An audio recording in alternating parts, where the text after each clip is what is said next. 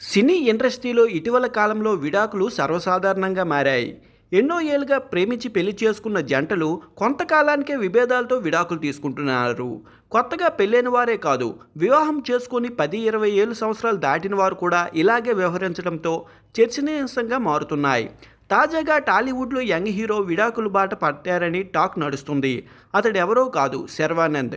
చిన్న పాత్రలతో కెరియర్ ప్రారంభించిన శర్వానంద్ 2005లో వచ్చిన శంకర్ దత్త ఎంబీబీఎస్లో చిన్న పాత్రలు నటించి ప్రేక్షకుల దృష్టిని ఆకర్షించారు. తర్వాత ప్రస్తావనం, గమ్యం వంటి విభిన్న కథల్లో ఉన్న సినిమాల్లో నటిస్తూ మంచి నటుడిగా పేరు తెచ్చుకున్నారు. 2014లో విడుదలైన రన్ రాజా రన్ తన కెరియర్లో టర్నింగ్ పాయింట్ అయింది. ఆ తర్వాత ఎక్స్ప్రెస్ రాజా, శతమానం భవతి, మహానుభావుడు వంటి చిత్రాల్లో కమర్షియల్ విజయాలు అందుకున్నారు. ఎమోషనల్ పాత్రలు, ఫ్యామిలీ ఎంటర్టైనర్, రొమాంటిక్ రోల్లో తనకంటూ ఒక ప్రత్యేకమైన గుర్తింపే తెచ్చుకున్నారు.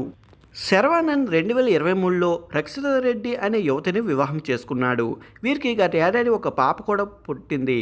లీలావతి అని నామకరణం చేశారు. ఎంతో అన్యోన్యంగా ఉండే ఈ జంట మధ్యలో కలతలు రేగాయని తెలుస్తుంది.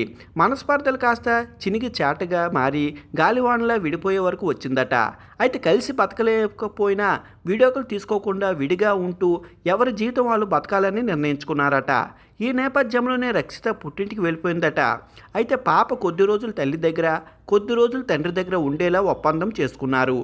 కొంతకాలం దూరంగా ఉంటే గొడవలు తగ్గి ఒకరిపై ఒకరికి మళ్ళీ ప్రేమ కలిగే అవకాశం ఉంటుందని, అలా కాని పక్షంలో విడాకులు అప్లై చేస్తారని తెలుస్తుంది.